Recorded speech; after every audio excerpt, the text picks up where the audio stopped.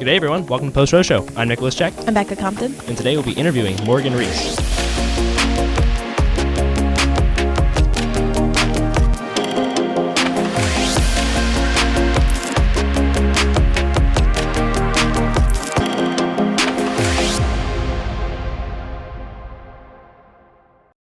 Awesome. So we're back. We have Morgan will be over the phone today. Hi, Morgan. How are you? Good. How are you? Doing fantastic. For those of you who don't know, Morgan Reece is the founder and president of the Falcons for Life at Bowling Green State University. She's also the communications director for the University of Toledo Students for Life group and a William Wilberforce fellow. Morgan got her start in the pro-life movement back in September of 2020, where she began volunteering at the Bowling Green Pregnancy Center. She's now the Ohio and Michigan intern for Students for Life. She'll be graduating in April with her Bachelor's of Science in Business Administration with specialization in supply chain management and data analytics. Thank you, Morgan, for being here. Yeah, thank you so much for having me. Awesome. It's our pleasure. We interviewed Jamie and Allison in one of our former videos, and Jamie was adamant that we had to have you on here at some point. Mm-hmm. So... So I guess this one's for Jamie then. Yep. Nice. Awesome. If you want to start off just by, I don't know, tell us, we had your introduction, but if you want to tell us a little bit about yourself and maybe how you got into the pro-life movement and where you are today. Yeah, so I started out very pro-choice. I mean, I was pro-choice for any reason up until birth because that was the stance of all of my friends. I, went to a public high school. Everyone there was very liberal, especially on abortion. We talked about abortion pretty frequently, especially my friends. And so I just always thought that was like the normal stance to have because everyone around me had that stance. And we always talked about pro-lifers as if they were like these religious extremists, cult leaders, almost like they were like some mythical creature that I didn't like personally know any pro-lifers, honestly, because I think there probably were a few pro-lifers at my high school, but they were like too scared to say anything. Mm-hmm. So I honestly didn't know a single person who was outspokenly pro-life. And so they were just kind of like this far off creature in my head that I had like never met. And it just didn't seem like the normal stance to have. But when I was scrolling social media back in November 2018, I still remember the exact day. It was November 20th, 2018. I came across a really graphic photo of an aborted baby that just broke my heart. And I thought, no, there's no way this is what it looks like. Like, no. Because, I had supported abortion, not even just in like tons of conversations with my friends, but I had supported it in class projects, during presentations. I had been very outspokenly pro-choice. And when I saw that photo, I thought, oh, that has to be fake. Like, I was really, really hoping that was fake. But the more I Googled, graphic images of aborted babies, and I just saw more and more of those. And I was like, okay, does the pro-choice side even really try to deny that the photos are real? And it's like, well, when you look at ultrasound photos, you see that the baby is structured the same way. They're in that same human shape and size. So I'm like, okay, they align with the ultrasound photos at that stage. So it makes sense because the pro-choice side is trying to say oh, they don't have arms at that stage. I'm like, well, no, actually they do. If you look at an ultrasound photo, they do have arms by the time they're 8 weeks. And they're trying to say they don't have arms until the third trimester. And I'm like, that's just not even true. Mm-hmm. And so the more I looked at what they tried to claim about fetal development, I was like, okay, you're trying to claim none of this happens until the 9th month of pregnancy, when really this is happening the first 3. So their arguments just didn't hold up with what I found in embryology textbooks, because I ended up taking a family and child development class that next semester after I had originally seen that photo on Instagram. And as part of our curriculum, we had to read an embryology textbook. So it was just all about how children develop from conception. Yeah. And not only did I learn about different stages of development, but I finally learned that it is a scientific fact that life begins at conception. It is not a religious belief. It's not a personal belief. And again, I thought oh, that has to be wrong. When I first read it in the embryology textbook, I thought it's just one book. Maybe this one book is wrong. And so when I Googled it, and I ended up finding this long list of articles, scientific articles from Princeton, which is an Ivy League school, and it's got snippets from 40 different embryology textbooks, all saying with absolute certainty that life begins at conception. And I'm looking at the credentials, and it's all written by people with various doctorates, and I'm just like, okay, so never mind, it's actually not just that one textbook. It appears to be everybody, everyone with a doctorate. And so I was like, okay, how is it that it's a proven scientific fact that every embryology textbook agrees on, yet it doesn't seem to be a consensus on the pro-choice side? Mm-hmm. And so I started looking into it more, and I was very shocked to learn that a lot of pro-choicers actually accept that life begins at conception. They just don't care. Yeah. I mean, there are pro-choice articles out there that say, who cares if abortion takes a human life? And I was like, what do you mean, who cares? Like, is that not an important part of the argument to you? Because, like, previously I had been pro-choice because I really didn't think that it was a human. I really didn't think that it was alive. And I thought that every pro-choicer believed that. Mm-hmm. But it turns out, no, a lot of them do think that it's a human, and they do think that it's alive. They just argue that it's not a person, like philosophically or legally, Mm-hmm. and that's why it should have the same human rights as you and me. So their reasoning was very different from mine. And so that was just such a huge shock to me, that like, no one really cared that it took a life. Like, they just openly admitted that.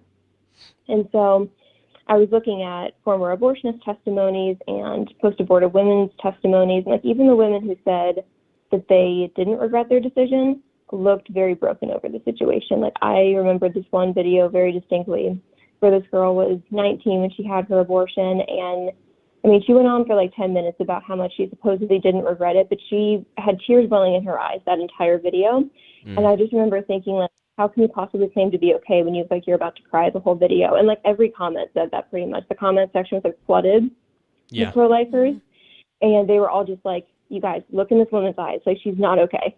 And I was just like, yeah, that was obvious to me before I even looked at the comments. And so that was one of those moments that like just really stuck with me.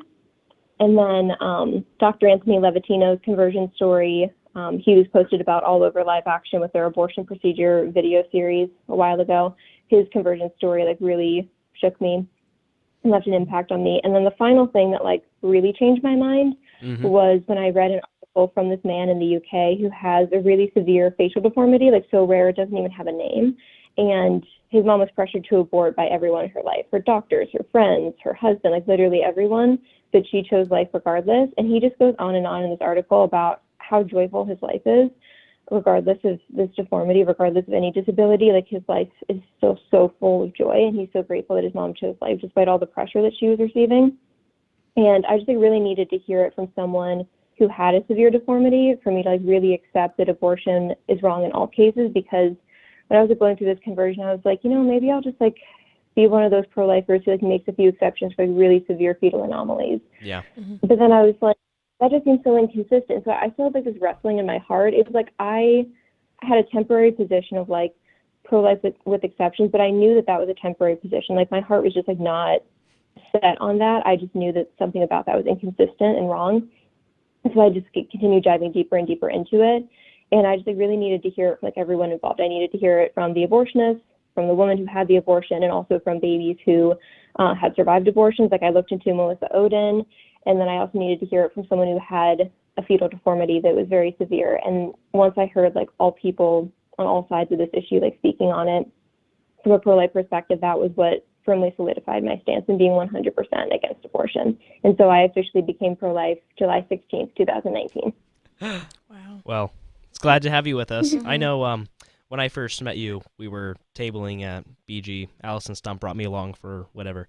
I remember hearing your whole story while eating Chinese food, I'm pretty sure. But Panda Express. Yep, and it was Panda Express. Yep. Good memory, by the way. But I to this, like, you've always been, at least from the time I've got to talk to you, you're very, which actually I think it's funny that your specialization is in data analytics, because I think it shows just in the way you think of everything. You want to know all the facts, and you built your pro-life argument without the need of religion. And I think that's very telling for a lot of people who would like to say that the pro-life argument is just a religious extremist argument. Because it's not. You can build up that argument without needing that religious background specifically. You can do it just based on the facts. Yeah. Hearing your story for the first time, I was really intrigued the whole time. Honestly, a little surprised because I've never heard your story before. I didn't tell Bekah on purpose. No. But I love how you just took like a deep dive and you made sure you learned all the information before you were solid on like your beliefs and your standpoint, that you did all this research and you definitely know like these are facts, like it's not based on anything. And I just loved the way that you made sure of that. Just wanted to say that. I think it's also very telling for any pro-choice people out there.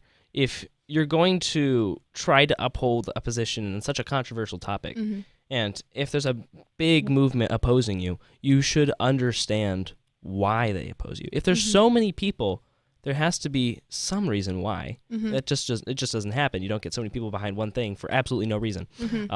So yeah, and once you really deep dive into the facts, as you saw, Morgan, you can't help but come to the conclusion of, okay, there is definitely something wrong with abortion. Yeah. And one thing, as we switch topics just a little bit, I know you really want to touch on this. So, you started your life in the pro-life movement. Here you are, you founded the Falcons for Life Club, one of my personal favorite Students for Life clubs around the area, so bravo. But you specifically wanted to touch on legal cases and stuff that you've had to face while during your time in the pro-life movement. I've heard a few stories. So if you want to share with the viewers and just what all you've had to, I'll use the word endure. What all have you had to endure during your time in the pro-life movement? Yeah. So we set up the Cemetery of the Innocents display back in February 2023. So we set this up for a whole week. It was February 20th through 24th, so Monday through Friday.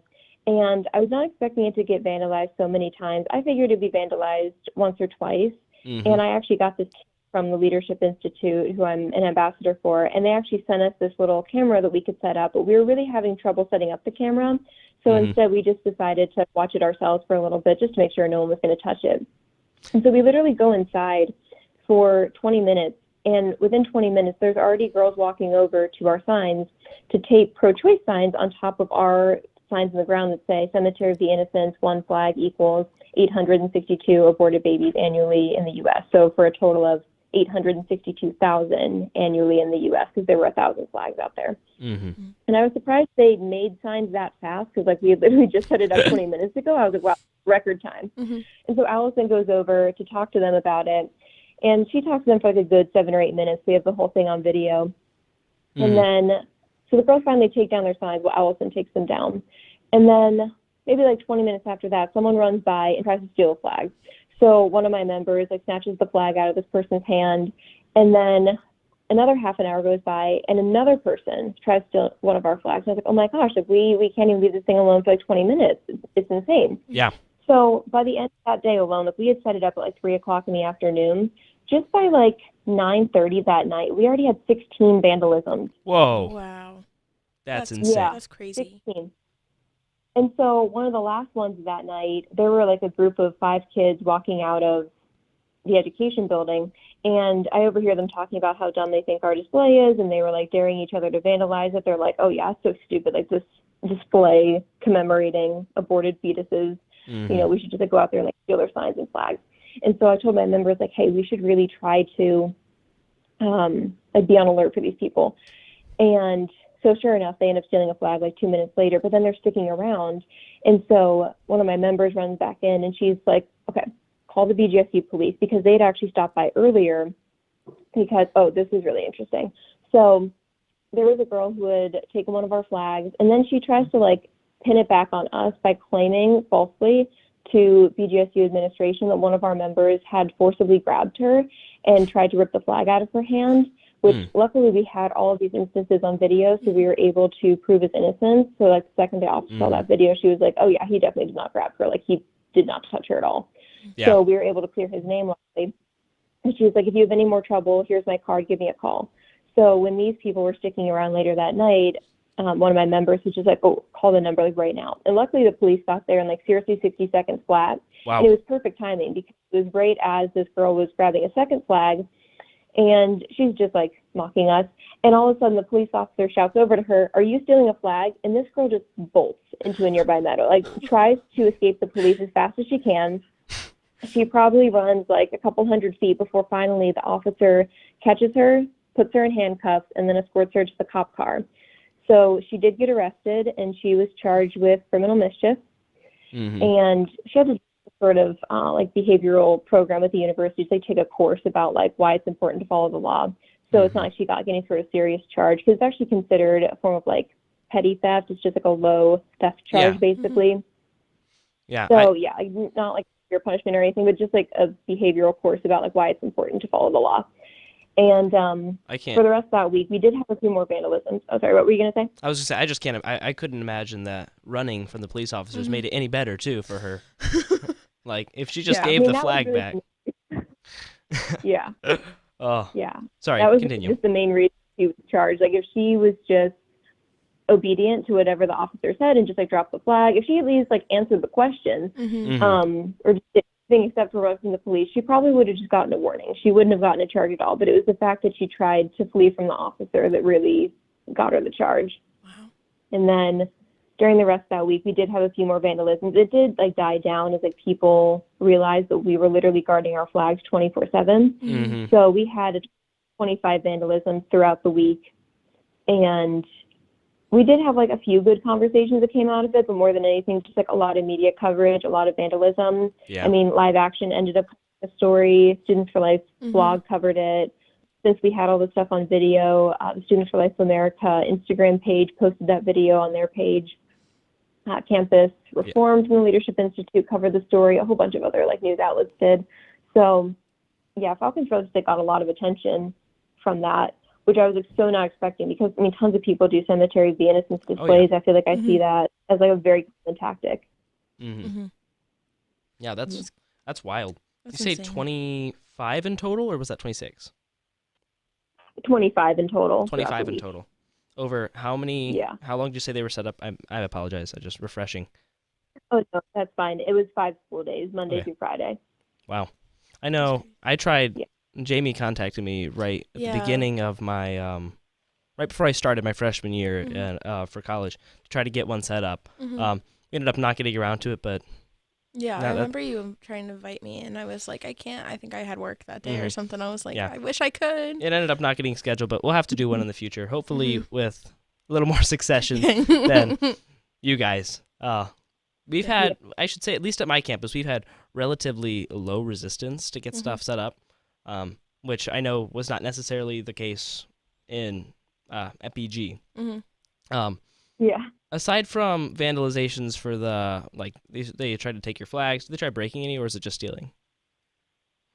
Not breaking anything. It was just a lot of stealing. There's also this one really crazy instance where this guy rode up on his bike and stole both of our signs. It all happened so fast. It was insane, like, how much he had, like, coordinated this. He rides up on his bike, grabs both 3 seconds flat, rides off. What was, like, oh, no, sorry, actually, he was on foot. One of our members just so happened to be riding her bike at the time, and she intercepted him. So basically, he was running, and like, just the timing worked out so perfectly. Like, I could not have planned this.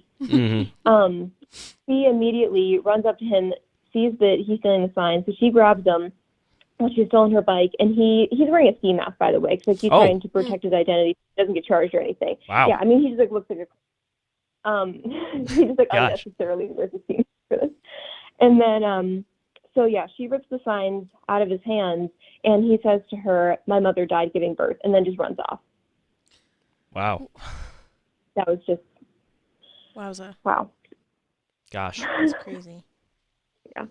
It's one of those things where, like, I wish I could have explained to him, like, why abortion would have never solved that kind of situation anyway. There are very unfortunate situations where, like, there are unsterilized instruments. The doctor maybe doesn't make the right call, but that doesn't mean that the abortion is necessary. They maybe should have had a C-section earlier, or they should have induced labor earlier, but that doesn't mean you should have ever killed the child as a means of separation. That maybe just means that you should have just induced labor at an earlier time. Yeah. That's a really tough situation. I have a question. Okay, I have a question for you. What is the most scary / maybe memorable moment you have had with the pro-choice movement? Ooh. So there's one girl who always vandalizes us. She's the president of BGSRU, which is Bowling Green Student Rights Union, and I'll say her name only because she's been in the news a lot for vandalizing the pregnancy center too. Her name is Soren. And so the first time we ever really encountered Soren was at our Abortion is Not Right tour back in December 2022. And she came over to our table, and she just screams like at the top of her lungs, "You are promoting violence against women, violence." And we were just like, "Man, how are we promoting violence?" And she would just say, "Don't talk to me, you dumb F word. Mm. And we would try to like her again Lovely. and again for conversation, but every time it was just the same response, like, oh, don't even talk to me, you dumb F word. And I was just like, okay. And she would just like storm off and go back to working at the Falcon Outfitters, which is our campus merch store. Mm-hmm. So she was already on the clock working at this time. And she was just like going back and forth between working and like getting a snack and then working and then like going to the bathroom. And so whenever she would come out and see us, she would again have to scream at the top of her lungs something like, it is not loving to force people to give birth against their will. Like, you guys are forced birthers. And she's also like really passionately vegan. And so she starts with her hands on the table and she asked Jamie, like, how can you possibly say that eating an animal is okay, but getting an abortion is not? And Jamie said, have you even asked me what I eat? Which, like, it was interesting that Thorin hadn't even, like, asked us. I mean, we're not vegan, but she was just, like, making assumptions about us. So Thorin, like, repeatedly is banging her fist on the table and screaming so loudly that people on the second floor had later told me that they heard her screaming. And even, like, everyone on the first floor, it was, like, pretty packed that day. Yeah. Like, the first floors went dead silent. And, like, you can see the people, like, shudder as she's banging her fist on the table. You just see people, like, looking at each other with, like, a lot of fear in their eyes, like, not sure how aggressive and violent she's going to get. I mean, she was probably, like, 5 seconds away from, like, punching Jamie in the face. Wow. So, yeah. She was just, like, throwing a temper tantrum. And we were just like, oh, my gosh, I've never seen a college student, like, be that, like, emotional, like, banging their fist on the table over just a display where they had never even asked us any questions prior. Just, like, saw a display, made a bunch of assumptions about what we believe, and would not have a conversation with us. So, and it's no surprise to me that she was the one who later ended up vandalizing the Bowling Green Pregnancy Center with spray paint messages. That's got to be, when I hear stories like where people vandalize pregnancy resource centers, you know, you hear all sorts of different vandalization stories or threats, yada, yada, yada. I think pregnancy resource centers are the ones that make the least amount of sense. Like, it blows my mind that someone could reach the point where they're so mad at people that you decide to, ruin the supplies for parents to give to their kids? What do you have to gain by ruining the building where parents can go get free diapers? There's, I know. yeah, there's no sense to that. It's, and I'll ask them things like, you know, why do you not believe in pregnancy resource centers? And pro-choicers will say, like, well, they spread misinformation. And I'm like, okay, like, what's an example of misinformation? And they'll say, well, they promote abstinence. I'm like, that's not even like that they think is the right choice. They're not even stating it as like a scientific fact. They're just like, this is what we recommend. It was like, it's set as a recommendation, not as like a scientific fact. So that can't even be categorized as misinformation. also, I'll tell you a little fact about that you can say, this is just a scientific fact. Abstinence that'll stop you from getting pregnant. So you can. I mean, that is true, yeah. I didn't you say they literally respond that the misinformation is they promote abstinence. Like that's the big one. That's the hitter. I've heard that a couple of times for sure. Bekah. Another one is that they'll say, so pregnancy resource centers will let you know what the risks of abortion are. And the two that they seem to have the most issue with pregnancy resource centers saying is that abortion can cause breast cancer and infertility. So one of the things that can cause infertility is like if it ends up, the tool perforates the uterus. So if you basically poke a hole in the uterus and there's like internal bleeding, or if there's laceration of the cervix, which is like basically like abrasion of the cervix, sort of like you basically just like scrape the cervix way too hard, you perforate the cervix in some way, and there's just like a lot of like damage done to the cervix or to the uterus, then that can cause infertility. And it can cause what they call an incompetent cervix, which is like when the cervix it can't stay closed for subsequent pregnancies. So there can be all sorts of complications with like internal bleeding and damage within the uterus, and pro-choicers don't want to acknowledge that there can ever be a complication that comes with abortion. And then the breast cancer one, that is like really hard to explain with like the way the breast tissue forms over the course of pregnancy. So that one I do understand like is hard to explain to people. I listened to a whole podcast from Abby Johnson about like how abortion can cause breast cancer, but it is like a very complicated medical explanation. So I don't even think I could summarize that. Yeah. And yeah. Yeah, Bekah, actually, now that I'm thinking about it, like, Bekah, I think I've promoted abstinence on this podcast. I think I'm spreading misinformation. I know, right? Oh, dang it. Maybe you should check out our Wendy episode. Yeah, we interviewed a natural family planning professional. I don't know what was her technical title. It escapes me this I one. know. Yeah, but she went by the name of Wendy Yim. Terrific episode. Mhm. If you guys, for those of you listening, make sure to check that one out. Mhm. But yeah, man, I guess, all that misinformation, I didn't realize I was spreading, dang it. Oh, gosh. Yeah. I really need those YouTube fact checkers to get me on that. Yeah. So I remember hearing a bit about when you said when she vandalized the Pregnancy Resource Center. Yeah. Didn't you play a role in also figuring out figuring out that she did that? Yeah, I did. So when I watched the security camera footage, so Rochelle, who's the executive director of the pregnancy center, knows me personally because I volunteered at the center very regularly for 2 years, my freshman and sophomore year of college. So like she, sees me right away and she's like, "Hey Morgan, I think you actually would be really good at identifying who this is because you're actually on campus and you know the students' faces." And the second I saw that video, I was like, "Oh, that's Soren." Like even though she had her hair balled up in a beanie and she was wearing a surgical mask, so I tried to cover her face and her hair, I was able to recognize her pretty immediately just because like I can still see part of her face. I recognize like her body and I was just like, "Oh, that's definitely Soren." Yeah. And so I told to report that to the police. And so she did. And apparently the police got involved pretty quickly. And I didn't know a lot of the details until after she was arrested by the FBI and the BGSRU Instagram page posted about it. And so they put this long thread about how just like a week later after the vandalism, the FBI came and raided her dorm room. And so apparently what they had found is, and I learned this at the trial recently where she pleaded guilty, they found the spray paint can. They found clothes that matched the clothes in the video. They found the security camera footage of her dorm, which showed her leaving at about 3:30 in the morning, which is right about the time that the vandalism happened. So, why else would you be leaving your dorm at 3:30 in the morning? Yeah. And so it's perfectly aligned with what the security camera footage was at the pregnancy center. And, the clothes and everything and the spray paint matched. So they knew from that. Yeah, I had heard that at the trial, and I was like, "Oh, interesting." So there's even more than just like all the pregnancy center footage. There's also the dorm room footage. And, obviously she did end up pleading guilty because I think she knew that the evidence was stacked against her. There was really no way to get around that when all the evidence is there. So the FBI did end up calling me a couple of times. They called me in May, and then they didn't call me again until late June to discuss why I thought that it was Soren, how she's been harassing our group in months prior. And then also, they just wanted to discuss, does she stalk us on Instagram or does she really harass us on Instagram, which she does. There was a post that she made about me back in April where she edited devil horns onto my head and rants for several paragraphs about how I spread misinformation and lies. And she goes on and on about my pro-life activism. She's basically listing my resume of pro-life activism at this point, but claiming that it's all misinformation and lies. And so I reported that to the school for bullying, but they didn't consider it bullying, which I don't know how that's not. She put devil horns on my head. So that was really interesting.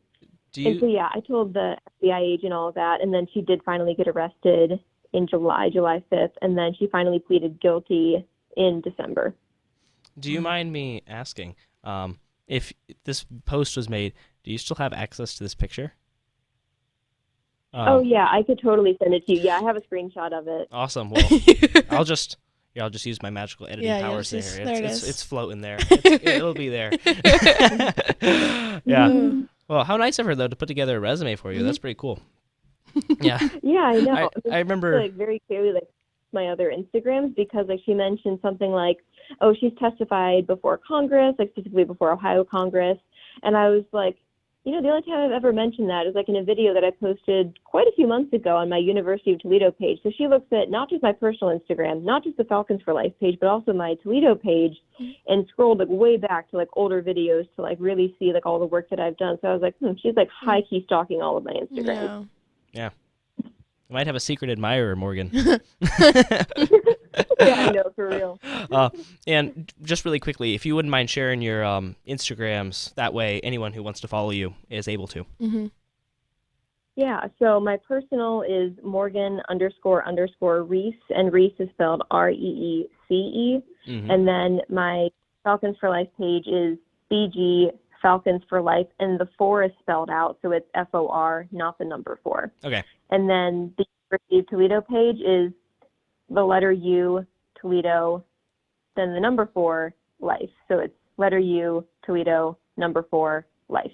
Thank you very much. Thank you. Just because you have a unique enough story that I think anyone listening is more than likely going to want to continue watching your stuff. Maybe just to see your displays and see, you guys consistently post. It's a good follow. Yeah. Thank you. I have another question. This one's kind of more on the legal side of things. How do you exactly deal with vandalism? Like, is there anything like you do personally with it or anything like that? Yeah. So the first thing is we try to get everything on photos and videos, which, like, the hardest thing about that is, like, the amount of storage that starts to take up in your phone, especially with videos. Yeah. I mean, I probably, like over an hour worth of footage of this point of, like, just various pro-life things. Maybe not an hour. Well, I don't know. I haven't exactly added all of it up, but there is quite a bit of video footage on my phone that takes up a lot of storage. Some of it I've tried to clear out, but yeah, that's the biggest thing, is keeping everything on photos and videos. And then also, once you have that evidence, you can submit it via a student code of conduct report. So if you go to your school's website, there should be, a handbook or a code of conduct, or probably both. And there will be various reports that you can submit. There will be some for cyberbullying, some for sexual harassment, some for vandalism and theft, some for, even more serious legal issues. So there are lots of different reports that you can fill out. So mine, I think, has always just been called a student code of conduct violation. And that's where you write about vandalism, and then you include file attachments of all of your evidence. So yeah, and then the administration should get back to you within a couple of weeks. Sometimes admin is very slow to check it. Other times it's more of a mild issue and they seem to not care as much. And particularly when you're a pro-life group, sometimes you get ignored. So it might take quite a few weeks for them to finally get back to you and be like, hey, do you want to set up a meeting about this vandalism that happened a whole month ago now? Yeah. So that's I remember. And then it's also hard they have evidence, because not everything gets on video, because it all happens so fast. You usually weren't expecting it. So you usually try to have your phone ready most times. I remember when I was learning about all this, I think we attended some dinner in Columbus, and you were talking about the FBI investigation. And this was right before I got my club started. And I'm sitting here deathly terrified to start my club. I was like, oh my goodness, I don't want to have to deal with FBI and yada, yada, yada. But I think it is also important for anyone who wants to start their own Students for Life group to know you do have rights, and you can relatively easily fill out reports to complain about if someone vandalized your thing. So the avenues, that's the word. The avenues are there for the people who do handle those things. When Bekah started her Students for Life club, they were trying to advertise using posters all around the school. They were torn down all the time. Yep. Put up a lot of posters. They right back down. For real. Literally, I would put them all up in the morning or even the night before, and the next day, by the end of the day, all of them were down. There was not a single poster up. So then I would have to make sure I had multiple printed out so that I could keep putting them up after they were taken down. It's a little bit of hassle. Do you have anything else you particularly want to cover before we wrap up, Morgan? I feel like we really covered everything. This was a really good interview. Awesome.